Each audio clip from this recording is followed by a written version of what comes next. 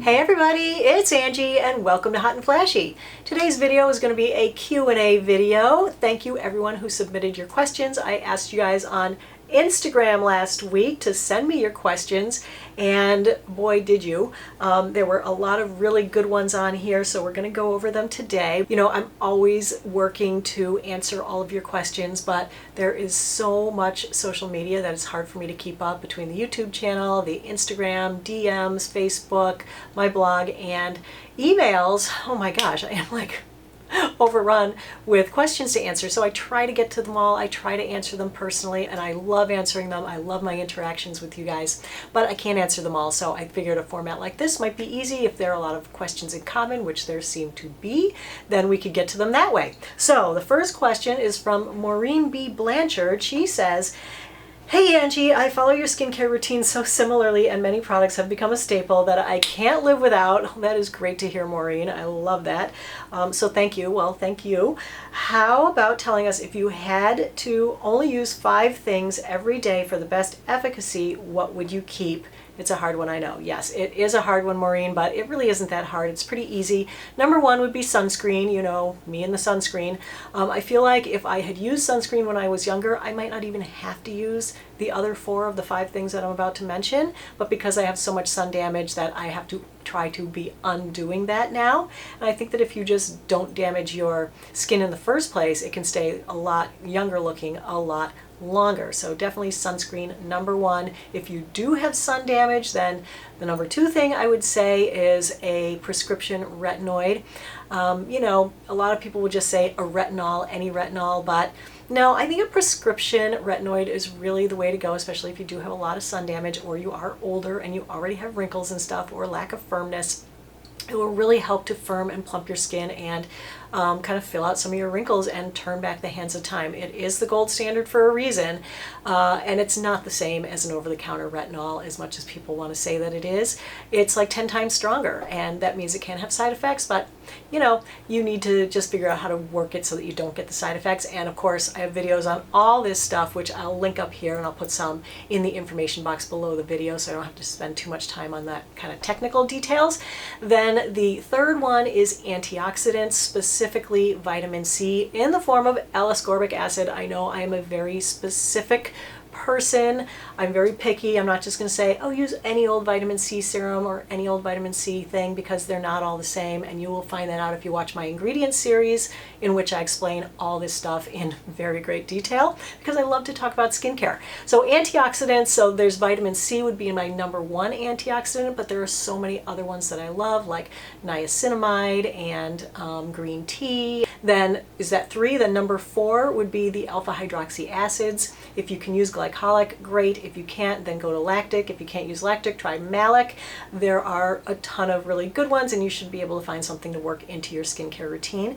Then after the alpha hydroxy acids, I think a moisturizer is just really good, like a basic moisturizer, but that contains like fats and lipids and things that are going to kind of seal in the moisture inside your skin and help to replenish your fatty layer, because that's really important too. So things like ceramides, niacinamide, and the hyaluronic acid. So that's why I like products that have a lot of extra stuff stuffed in them. So if you can get it all in fewer products, that would be great, but it is hard to come by those.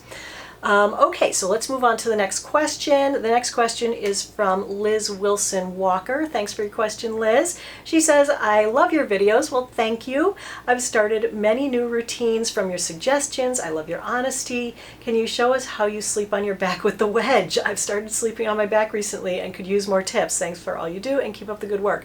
Yes, can I show you how I sleep on my back? Well, like not sitting here. Do I have to take you guys up to my bedroom and show you? All right, let's go. So I got my wedge in my bed, and then I stacked 2 pillows on top of it. So I have the pillow with the sham on the bottom, and then the pillow with the pillowcase on the top. When I first started, I couldn't just lay on my back and go to sleep. It was very uncomfortable for me. I wasn't used to it. So I would have to do the half twist. So I would have to keep the lower half of my body turned as though I was going to be in the fetal position, but then I would keep my shoulders still back on the mattress. And that took me about like a month or two to get used to that. And then once I was ready to graduate from the half twist, then I would keep my hips flat on the mattress with one leg straight out in front of me, make like a number 4 with the other leg, like a flying Peter Pan pose. And I would tuck my foot underneath my knee. And that would keep my hip happy enough. The other thing I would do is tuck my hands under my butt or under my thighs, and having my elbows out like that, it would kind of keep me from rolling. So I did much less rolling, and once I got that Peter Pan flying thing down for sleeping, then I was golden, and it was all good from there. It's not going to be perfect. Like, there's no one perfect way to do it. It's whatever is going to work for you. So, you know, don't feel weird about like putting your body into positions that just feel comfortable. Like, I just kind of let my body guide me and tell me what it wanted to do. And for some reason, it wanted to pull that leg up and tuck it under the knee, and that was comfortable. But if that's not what is comfortable for you, then you can try other things. You can try a pillow under your knees. You can try a less steep wedge. You can try it without pillows, with more pillows. You know, it's a lot of trial and error, but that's what I did. And so I hope that seeing what I did helps you to figure out, because it really is great for your skin, for your joints, for your hips. Oh my God, I don't wake up with hip pain. I don't wake up with shoulder pain anymore. I don't wake up with a big wrinkle in my chest or super deep nasolabial folds. So, you know, I love the back sleeping, and I think it has really helped with my, just everything, my hooded eyes, you name it. It has helped. Highly recommend it. All right, so the next question, this one is from Tabitha Woods 001. She says, "Hi Angie, is there such a product for under eye treatment that helps plump the area? She's in late 40s and I'm contemplating getting fillers under there. Thank you." Yes, and you've already named the product that can plump the area. It's fillers. There really isn't anything topical that you can put on that will just plump up that area. Unfortunately, this is one of the hardest parts that we all have to deal with. You know, you really don't escape being this age, like over 40, over 50, without having something going on under your eyes. If you don't have darkness, you have wrinkles. If you don't have wrinkles, you have troughs. If you don't have troughs, you have puffiness. You know, everybody's got something going on under there, including me. I think it's funny because a lot of times when I do, like, you know, the concealer videos and stuff, people will be like, "You don't have any wrinkles, you don't have any darkness, you have no puffiness, what are you talking about?" I'm like, oh my God, have you not looked at the close-ups?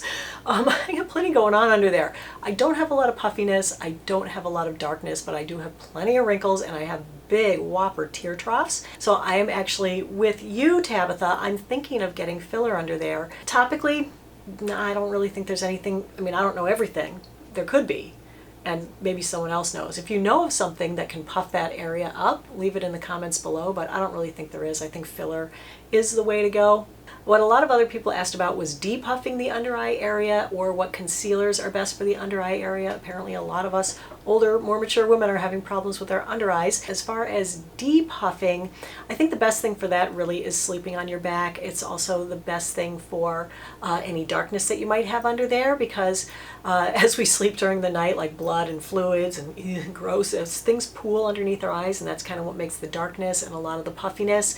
You know, if you have like a salty meal or drink a lot of wine the night before and you're tired and you're tossing and turning, you wake up, your eyes are really super puffy. I find that if I go to bed early, get a good night's sleep, sleep on my back, my eyes are so much smoother and so much less puffy in the morning. And as far as topical products that can depuff, I would look for products with caffeine in them, vitamin K, but that stuff is not really like proven to work. But really concealer is your best friend as far as that goes, and it's really important to get the brighter concealer to the darker side of the eye bag, so where it creates a shadow, you need to put something lighter in there so that you kind of disguise that shadow. My favorite concealer is the Lancome Epicern. This is my favorite.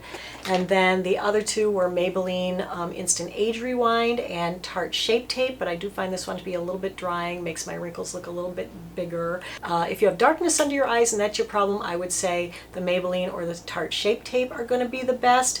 If your problem is more wrinkles under your eyes and you just need a little like lighter concealer, then definitely the Lancome Epicern. It doesn't settle into wrinkles. We somehow imagine that there's going to be a makeup that is going to like smooth our wrinkles and make it look like they're not there. And that isn't the case. If you have wrinkles under your eyes when you smile, you're going to see them, people are going to see them, everyone's going to see them. It's just part of getting older. It's part of the thing that we have to accept.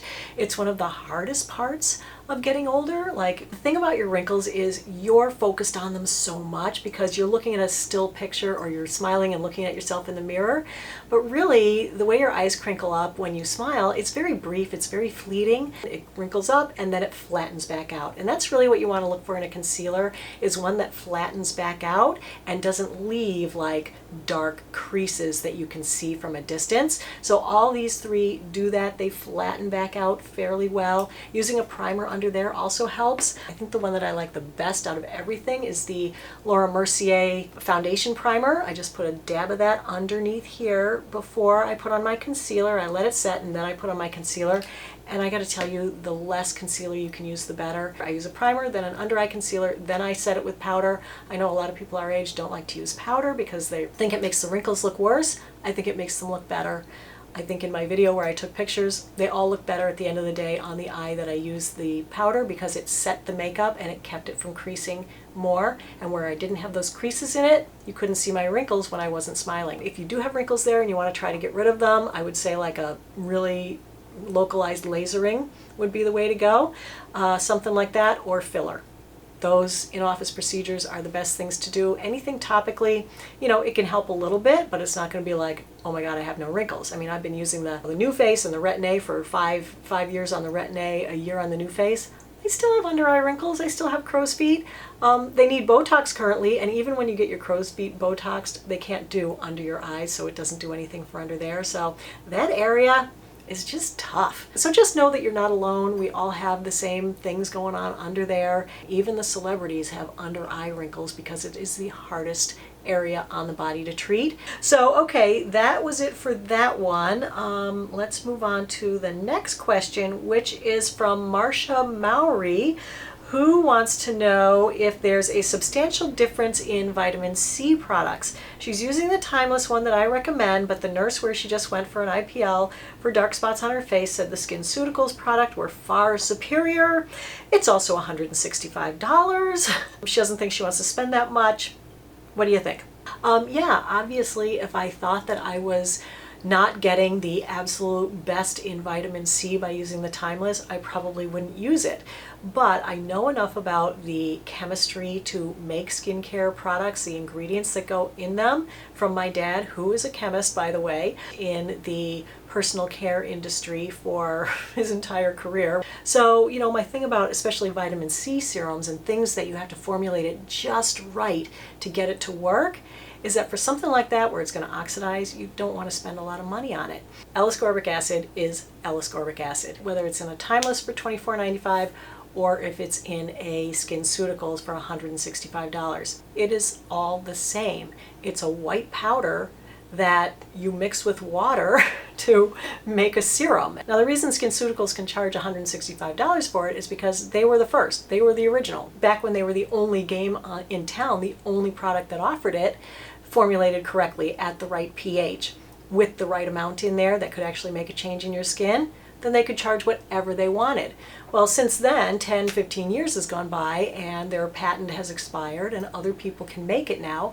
And believe me, it is the same. But I wouldn't say that about all vitamin C serums, certainly, because there are esters, there are ones that are formulated at the wrong pH, there are ones that don't have the correct helper ingredients that help to stabilize it, all kinds of things like that. So the only L-ascorbic acid-based vitamin Cs that I would really use are either the Timeless, the SkinCeuticals, the Maylove, or the Paula's Choice. I think those, the Skin Diva, those are the really good ones that I know of that are formulated correctly that you can use. The L-ascorbic acid is the same across the board in all of them. Here's another one about vitamin C. When I divide it into the 2 half-ounce bottles, do I use a funnel? I don't. I just pour it from one into the other, and that seems to work pretty well for me. And if it started to turn yellow, do you still use it until it's finished? When it starts to turn yellow, I do continue to use it. When it's pale yellow, once it turns more of like a darker yellow, bordering on like an orangey color, then I stop using it. You know, it's by degrees how much it's less effective. So when it's pale yellow, it's still like 90% effective. Then when it's a slightly darker yellow, it's like 80% effective. And then the darker and darker it gets, the less and less effective it is. So I do try to use it up, like when it first starts turning yellow. Instead of just putting it on my face, neck, chest, backs of hands, I'll start putting it all over. You know, I'm like slathering my arms and doing my legs. And I would love to bathe in it if I could. If I could fill a bathtub with vitamin C, I'd love to just soak in it. That would be like my ultimate spa vacation. Is that weird? I don't know. Oh, another one about the Timeless products, this time the Matrixyl and the CoQ10. This one is from Des Jazzy. Hope I'm saying your name right. Hi Angie, love your videos. Thank you. I started using the Timeless serums and love them. Started with the Q10 and ordered the Matrixyl. Doesn't matter which one is used in the morning or at night, or can they be used both in the morning and at night? Yeah, they don't have any interactions with anything. Your skin loves them. They're not irritating. They're very moisturizing. So you can use them anytime, day or night. You can use them in conjunction with anything that you want to use them with. So you can use them twice a day. You can split them up. You can use them together. You could pour them into one big bottle and mix it probably, you know, and just slap them on there. I mean, they're just so easy to work into your skincare routine, where everything else has to have a specific spot. You have to be really careful. Those are the ones that are like, oh my gosh, they make it so easy, and they make your skin feel so good and moisturized and everything. So, okay, C.N. Berkey asks, would you consider testing and reviewing Spencer Barnes' neck and jawline sculpting wand? You bet I would. I am going to order it up and get it and see. I cannot believe that, you know, you could put some topical thing on your neck and it would make your wrinkles go away, but I certainly do have them in spades, so I would like to try that. You guys, I feel like this video is going to be like at least an hour long, but I want to get to all your questions. I'll at least do the big groupings of them. There were a lot about NuFace. Okay, one was about using the NuFace gel versus water. One was about which attachments to get. One was about the NuFace Trinity versus the Mini, and one was about the using NuFace when you have Botox or Dysport. So do I think that it can affect your Botox or Dysport? I really have no idea. I've looked for studies that look into that. I haven't found anything that would indicate that it affects it negatively. I think that it actually makes my Botox last a little longer, or I shouldn't actually say that. I don't think it makes the Botox last longer. What I think it does is I think it makes my skin act a little bit younger, and so it makes me notice the wearing off of my Botox less, if that makes any sense. For those of you who don't know what NuFace is, this is it. It's this little microcurrent device. It has these big balls that conduct electricity into your skin, and I love it. And I have since gone out and bought the other attachments, and I use the NuFace gel, so I am like way into the NuFace. As far as using it with Botox, I get Botox. I don't stop using it right after I get it. I haven't noticed personally any difference with it making my Botox be last shorter. So I don't think it has an adverse effect on it. As far as which one to get, the NuFace, the Trinity or the Mini, it depends on if you would ever get the attachments. So the only advantage to getting the Trinity is that you can pop off this main head with the big balls and you can put on these other attachments. This one happens to be the ELE attachment that I had down here. There's another one that's like a red light attachment. So if you would get the attachments, then definitely get the Trinity and plan on getting the attachments eventually. But if you would never ever consider getting the attachments, then save your money and get the Mini. It produces the exact same microcurrent in your skin, so there's no difference in the functionality or, you know, what the results that you'll get out of it. As far as the gel, I have done lots of different gels. Like anything will conduct the current, just about, as long as it doesn't have oil in it. I've used it with the CeraVe Hydrating Cleanser in a pinch if I'm traveling and I forgot my gel. You can always use it with water. I like the gel better. I feel like with the water, it dries too fast. If your water is evaporating and your face is dry, then it doesn't glide. It pushes, and you need the glide. And so I found that the water would evaporate too fast and I'd have to keep re-splashing my face and re-wetting my face. So that's why I do prefer using a gel. I probably would have kept using the Target Up and Up one, but the Target Up and Up one, I just said this in my empties video, it like has these vapors that come off of it and they make my eyes water and they make my eyes burn. So I don't like that feeling, so I didn't want to use it anymore. So when NuFace actually sent me this, primer gel, I was like, heck yeah, I'll try it. And so I did, and I actually liked it. It didn't have any vapors. It was like easy to wash off, which you're supposed to leave it on and rub it in, but in order to get a big enough coating of gel on there so that this guy like glides really smoothly and it stays wet the whole 20 minutes that you're using it, you have to put on kind of a lot. And it's way more than you can ever like just rub in. They didn't send me this one. I bought it. It was almost 50 bucks, but I think it's worth it because I think it works the best. When I find a cheaper one that doesn't give me the vapors in the eyes and isn't too thick and isn't too weird and doesn't evaporate, I will let you know. But for now, that is the one that I am using. All right, and segueing away from like skincare and stuff, there were a lot of questions about me personally, my family, what I did before YouTube, how I got started on YouTube. I really don't include my family in YouTube a lot. I show you my animals because people are going to be nice to them on social media. But I don't include my kids. I don't include my hubs. This really isn't a space for them. It's a space that I wanted to create for aging women to come together and have a safe place for us to talk. And while I want it to be a safe place, you guys know it's not. This is the world. People say mean things. People can be cruel. And so I try to, insulate my family from that. So Hubs and I have been married for 23 years. We have 2 daughters. The older one goes to a school in Florida. The younger one goes to school in Maryland. They're both doing really well. They're great kids. I love them with all my heart.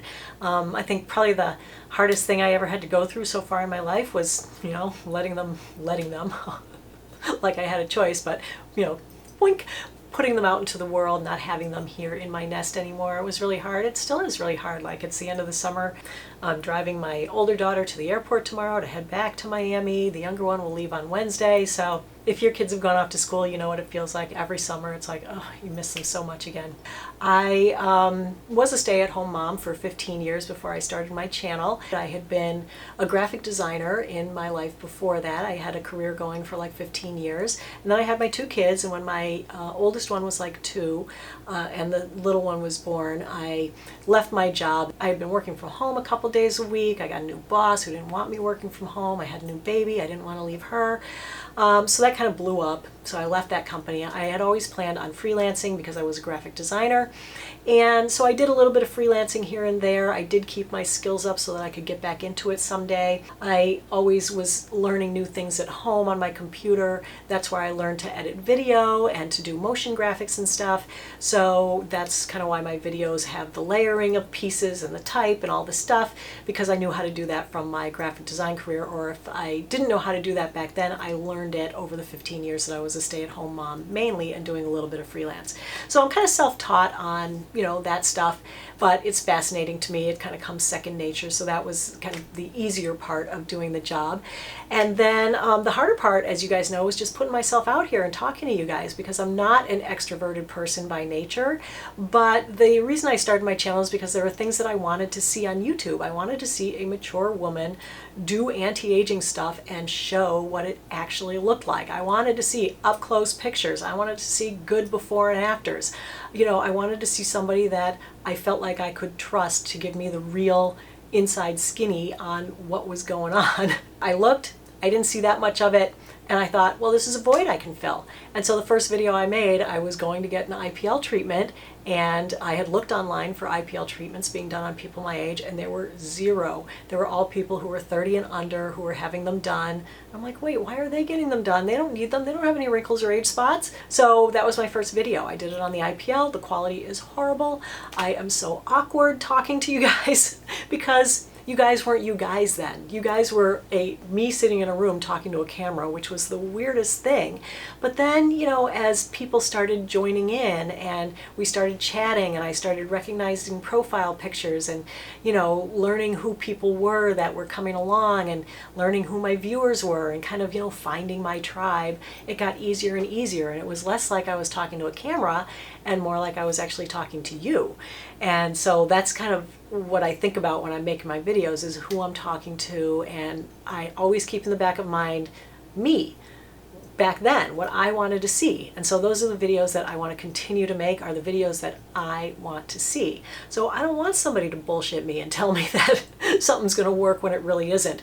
And you know, I understand that I may be too picky and too like critical of products for some people, but I don't think it's helpful to love everything. You know what I'm saying? Like, I can't love everything and tell you to buy everything, because you'd go broke and then I wouldn't have any credibility. I wanted to make videos that I wanted to see, and I will always continue to make the kind of videos that I want to see, which are where I give you my best absolute effort to show you the real skinny on what things can do or can't do. So anyway, that's how it all started. That's kind of where the background I came from. All right, a lot of people asked if I could only have one eyeshadow palette, or my Desert Island eyeshadow palette, what would it be? And I've been racking my brain about this one. I don't think I could do it. I can't pick just one. The closest thing I can come up with is that it would be, wait, I have to dust it off, is the Make Magic Happen palette. This is a little Tarte palette. I thought it was limited edition a couple of years ago, but I think you can still get this. It's just so little and cute, but it has warm, it has cool, it has shimmer, it has matte. It's like the one that I use most often, like just about every single day, and it looks, the colors are so natural. There's nothing like screaming and loud in here. It's not a trendy palette. It just really works for me. So I would have to say that one, because it has, you know, kind of the maroon and the gray and the pink, which of course I really love for an everyday look. But then it also has the peachy and the brown. So I guess that I would have to say currently would be my Desert Island palette. I take it a lot with me when I travel. Okay, here's a good and really lovely, thoughtful question from ShareBear843. I'm curious to know the best way to support your channel if we don't use the Like to Know It app. I click the links below your videos to buy items, but I also go to Ebates to see if that store is listed. Want to make sure you are benefiting from all your hard work and research when we buy stuff. Thank you so much, Sherry, I'm assuming, ShareBear. That's really great. I so appreciate that you do want to support my channel. If you follow me on Instagram, there's Like to Know It. And that is pretty much because of the way Instagram is set up. You can't put links in there, and so it's hard for people to shop things that you show on there.